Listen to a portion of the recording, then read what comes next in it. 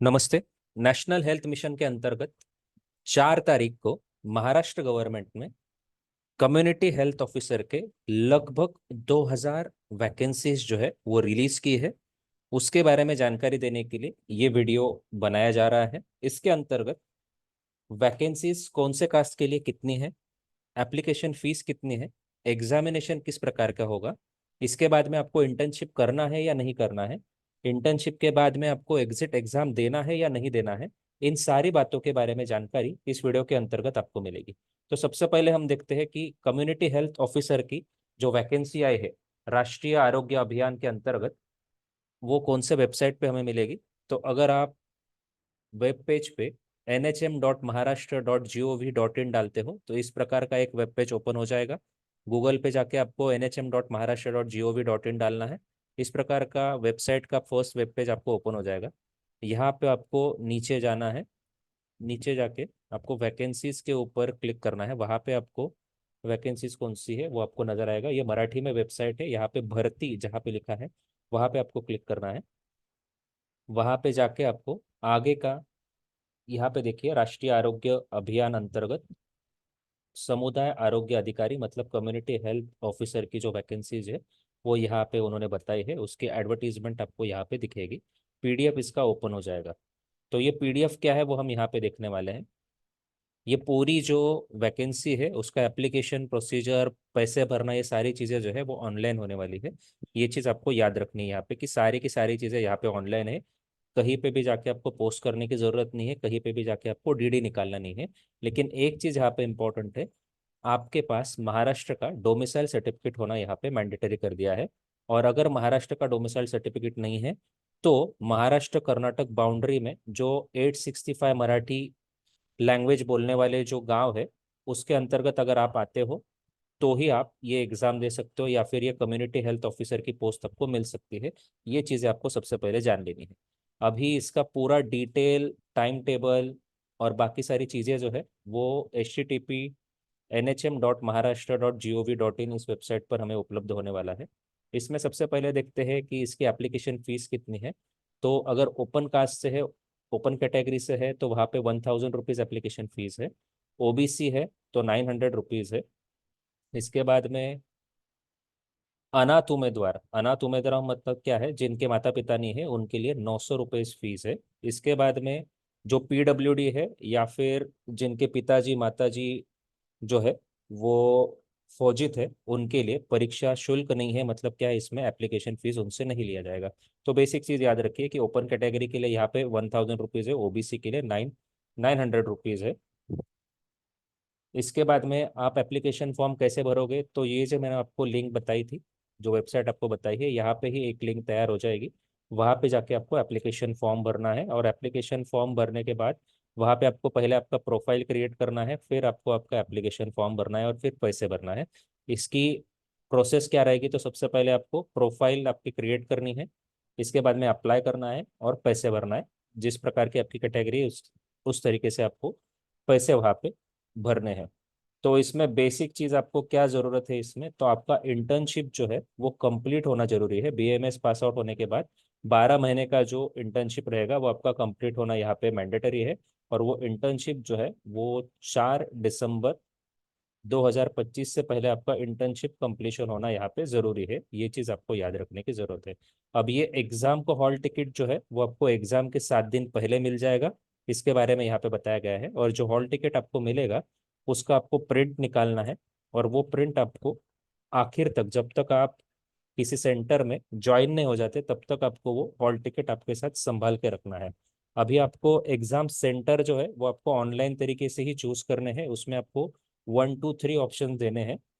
इसमें से जो ऑप्शन आपने फर्स्ट को दिया है उसमें ही आपके एग्जाम होगी, इसकी गारंटी नहीं है, यहाँ ऐसे इस प्रकार से बताया गया है। इसी तरह से आपको जब आप एग्जाम के लिए जाओगे तब आपको आधार कार्ड, ड्राइविंग लाइसेंस, ऐसे कुछ डॉक्यूमेंट्स लेके जाने हैं। लेकिन एक चीज़ याद रखिए कि आपकी एग्ज़ाम जो है वो 2 घंटे के लिए होगी और 100 क्वेश्चंस इसमें पूछे जाएंगे। अभी वो एग्ज़ाम का सिलेबस कैसा है वो सारी चीज़ें हम आगे देखेंगे इस वीडियो के अंतर्गत। लेकिन इसके पहले जो मैंने आपको कहा कि लगभग 2000 वैकेंसीज आई है, तो उसका अगर आप एक्यूरेट आंकड़ा देखोगे तो 1974 1974 वैकेंसीज जो है वो कम्युनिटी हेल्थ ऑफिसर की जो है वो महाराष्ट्र गवर्नमेंट ने अभी अभी रिलीज की है। उसके अंतर्गत एससी प्रवर्ग के अंतर्गत 143 वैकेंसीज है। एसटी कैटेगरी के लिए 103 वैकेंसी है। वीजे ए के लिए 30 वैकेंसी है। एनटीबी के लिए 60 वैकेंसीज है। एनटीसी के लिए 29 वैकेंसीज है। एसबीसी के लिए 72। ओबीसी के लिए 243। एससीबीसी के लिए 197। ईडब्ल्यूएस के लिए 197। ओपन कैटेगरी के लिए 900 वैकेंसी या फिर 900 पोस्ट जो है यहाँ पे रिलीज की गई है। और टोटल पोस्ट कितनी है, टोटल पद संख्या कितनी है, तो 1974 या फिर 1974, याद रखिए बहुत बड़ी है वैकेंसी है। जो भी बच्चों का अभी अभी बीएमएस हुआ है और उन्होंने इंटर्नशिप कंप्लीट किए हैं उनके लिए ये सुनहरा मौका है। लेकिन ये कॉन्ट्रेक्चुअल है, ये भी चीज आपको यहाँ पे याद रखने की जरूरत है।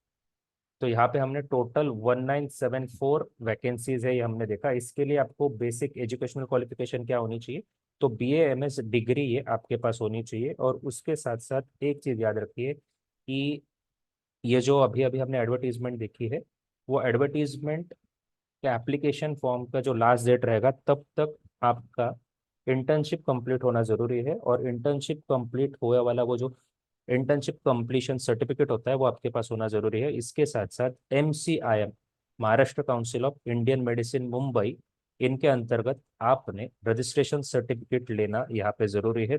तो और तो ही आप इसके लिए अप्लाई कर सकते हो, तो ही आप इसके लिए एलिजिबल हो। ये चीज आपको यहाँ पे जान लेनी। अभी इसके लिए आपकी एग्जाम किस प्रकार से होगी, तो यहाँ पे 100 क्वेश्चंस की, 100 मार्क्स की objective type multiple choice question type आपकी एग्जाम होगी। हर एक क्वेश्चन के लिए 1 मार्क रहेगा। इसके लिए आपको 2 घंटे दिए जाएंगे, 120 मिनट्स, मतलब 100 क्वेश्चन फॉर 100 मार्क। और उसके लिए आपको ड्यूरेशन कितना दिया दिया जाएगा, तो 120 मिनट दिए जाएंगे। और इसमें एक महत्वपूर्ण चीज है कि यहाँ पे कोई भी नेगेटिव मार्किंग नहीं है। अगर आप सही आंसर देते हो तो आपको 1 मार्क मिलेगा, और अगर आप गलत मार्क आंसर देते हो तो आपको 0 मार्क मिलेगा। यहाँ पे कोई भी निगेटिव मार्किंग नहीं है। और आपको इलिजिबल होने के लिए मिनिमम 45 मार्क्स मिलना यहाँ पे जरूरी बताया गया है। याद रखना है, मिनिमम 45 मार्क्स है तो ही आप एलिजिबल हो। और यहाँ पे कोई भी निगेटिव मार्किंग नहीं है। अभी इसके लिए सिलेबस क्या है इस एग्जाम के लिए, तो basic concept of public health, basics of human body, child health, adolescent health, maternal health, family planning, communicable diseases, non communicable diseases, nutrition, ENT हो गया, ओरल हाइजीन हो गया, इमरजेंसी सर्विसेज, पैलिएटिव केयर या फिर skill based question. ये जो syllabus है 1 से लेके 15 पॉइंट तक, वो उसके ऊपर आपको 60 क्वेश्चन पूछे जाएंगे और उसके लिए 60 मार्क्स रहेंगे। बाकी के 40 मार्क किसके लिए है, तो 20 mark general knowledge related questions के लिए रहेंगे और 20 मार्क जो है वो नेशनल हेल्थ मिशन के अंतर्गत जो प्रोग्राम आते हैं उसके लिए 20 मार्क्स रहेंगे। और ये क्वेश्चन जो है वो इंग्लिश और मराठी, ऐसे 2 लैंग्वेजेस में आपको पूछे जाएंगे। इसमें से जो भाषा आपको सरल लगती है उसमें से आप इसमें आंसर लिख सकते हो। ये चीज याद रखिए, ये सिलेबस जो है वो अच्छे से आप देख लीजिए, इसके ऊपर ही क्वेश्चन आपको पूछे जाएंगे। मोस्ट ऑफ द जो पॉइंट्स है वो पीएसएम से रिलेटेड पॉइंट्स है। तो अच्छे से आपको ये याद करने हैं और इस प्रकार से आपको तैयारी करनी है। इसके साथ साथ आपको प्रोग्राम भी अच्छी तरह से पता होने जरूरी है। अगर आपको सीएचओ बनना है और उसकी एग्जाम आपको क्रैक करनी है तो पीएसएम आपका बेस्ट होना यहाँ पे जरूरी है। तो 100 क्वेश्चन के लिए 100 मार्क्स और 120 मिनट्स यहाँ पे बताए गए हैं। इसके साथ साथ एक और महत्वपूर्ण चीज यहाँ पे क्लियर कर दी है महाराष्ट्र गवर्नमेंट ने, ये कंप्यूटर बेस्ड टेस्ट रहेगा। और ये जो टेस्ट रहेगा वो अलग अलग सेंटर पर और अलग अलग टाइम पे अरेंज किया जाने वाला है। मतलब एक ही दिन में होगा लेकिन अलग अलग वहाँ पे टाइम रहेगा, मतलब मॉर्निंग सेशन या फिर आफ्टरनून सेशन, ऐसा अलग अलग टाइम पे भी यहाँ पे एग्जाम कंडक्ट हो सकती है। और इसके लिए अलग अलग क्वेश्चन पेपर भी सेट हो सकते हैं, सेट होंगे। तो ऐसे वक्त में नॉर्मलाइजेशन जो है वो किया जाएगा। मतलब किसी एक का पेपर अगर हार्ड है और किसी एक का पेपर अगर सिंपल है, तो दोनों में नॉर्मलाइजेशन की प्रोसेस जो है वो फॉलो की जाएगी। और उसके बाद में ही हर एक बच्चे को मार्क्स दिए जाएंगे। ये चीज यहाँ पे बताई गई है। अभी एक बार आपका ये मल्टीपल चॉइस क्वेश्चन वाला पूरा 100 मार्क्स का क्वेश्चन पेपर आपने सॉल्व कर दिया, इसके बाद में आपकी लिस्ट लग गई, आप उसमें सिलेक्ट हो गए। सिलेक्ट हो गए मतलब आप कम्युनिटी हेल्थ ऑफिसर बन गए हो क्या, तो ऐसा नहीं है। ये होने के बाद आपके लिए 6 मंथ का इंटर्नशिप प्रोग्राम यहाँ पे गवर्नमेंट ने दिया है। वो इंटर्नशिप प्रोग्राम कहाँ पे होने वाला है, तो आरोग्य विभाग जो होता है उसकी जो हॉस्पिटल्स है, या फिर ट्रस्ट की जो हॉस्पिटल्स है, या फिर गवर्नमेंट ऑफ महाराष्ट्र की जो हॉस्पिटल्स रहेंगी, वहां पे जाके आपको 6 मंथ का इंटर्नशिप ट्रेनिंग करना है। उसके अंतर्गत आपको पूरा आपको ट्रेनिंग दिया जाएगा, और इसके पहले आपको कंडीशनल पोस्टिंग दी जाएगी। इसके अंतर्गत आपको कंडीशनल पोस्टिंग दी जाएगी। ये कंडीशनल पोस्टिंग आपको मिली है मतलब आप सीएचओ बन गए हो क्या, तो ऐसा नहीं है। कंडीशनल पोस्टिंग के बाद में ये 6 महीने का जो आपको इंटर्नशिप दिया जाएगा वो आपको कंप्लीट करना है, और वो इंटर्नशिप कंप्लीट होने के पश्चात आपको एग्जिट एग्जाम भी देना है। और वो एग्जिट एग्जाम पास होने के बाद ही आपकी जो कंडीशनल पोस्टिंग है वहां पे आपको परमानेंट पोस्टिंग मिलेगी। परमानेंट मतलब कॉन्ट्रेक्चुअल वाली पोस्टिंग आपको वहां पे मिल जाएगी, क्योंकि आपने वहां पे एग्जिट एग्जाम पास कर ली है। ये चीज आपको याद रखने की यहाँ पे जरूरी है, आपको एग्जिट एग्जाम पास करना जरूरी है।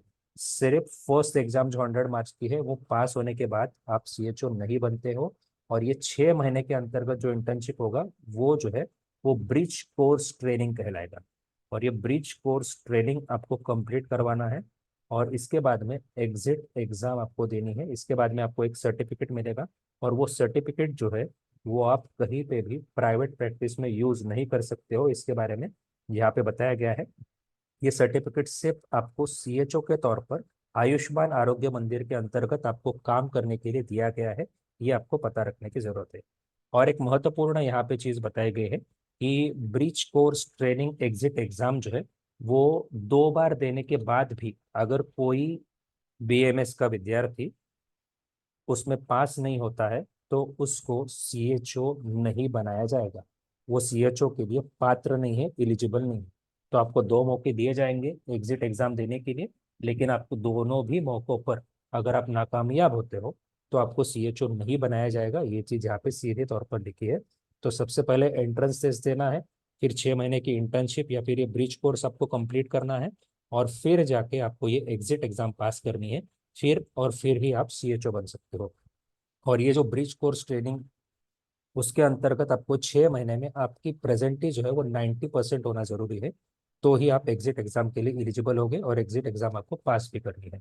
इसके बाद में अगर आपने ये सारी तीनों की तीनों कंडीशन फुलफिल कर दी है तो उसके बाद में आपको आगे जाके एक बॉन्ड लिख के देना है गवर्नमेंट ऑफ महाराष्ट्र को, कि आप 3 साल तक सीएचओ के तौर पर गवर्नमेंट में काम करोगे। ऐसा एक बॉन्ड आपको लिख के देना है, और बॉन्ड पेपर पर 1,03,000 रुपये, 1,03,000 रुपये का बॉन्ड आपको गवर्नमेंट को देना यहाँ पे जरूरी हो जाएगा।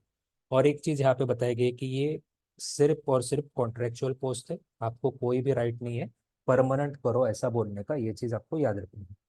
एग्जिट एग्जाम पास होने के पश्चात आपको सबसे पहले पोस्टिंग जो है वो 11 महीने और 29 दिन की दी जाएगी। और उसके बाद में अगर सेंट्रल गवर्नमेंट ये प्रोग्राम कंटिन्यू रखता है तो आपको आगे का एक्सटेंशन दिया जाएगा, यही यहाँ पे बताया गया है। अभी 6 महीने जो आप इंटर्नशिप करोगे या फिर ब्रिज कोर्स की ट्रेनिंग करोगे, इसके अंतर्गत भी आपको 10,000 रुपये का स्टाइपेंड दिया जाएगा।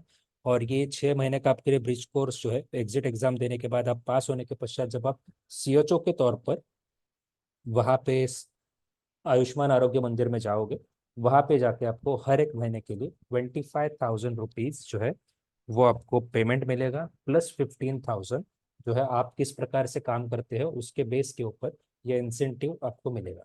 तो 25,000 प्लस 15,000 मतलब टोटल 40,000 रुपये आपको यहाँ पे पेमेंट पेमेंट मिलने वाला है।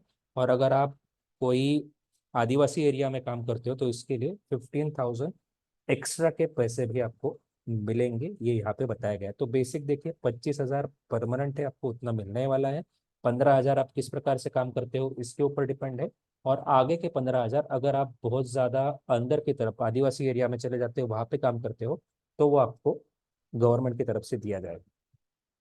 अब ये एग्जाम के बारे में सारी चीजें है, उसका जो टाइम टेबल वगैरह है वो आपको ऑनलाइन वेबसाइट पे मिल जाएगा, यही यहाँ पे बताया गया है। इसके बाद में आपका एज कितना होना चाहिए, तो इसमें बताया गया है कि ओपन कैटेगरी का अगर कोई स्टूडेंट है तो 38 मैक्सिमम एज है। ओबीसी के लिए 43 बताया गया है, ये चीज आपको याद रखिए।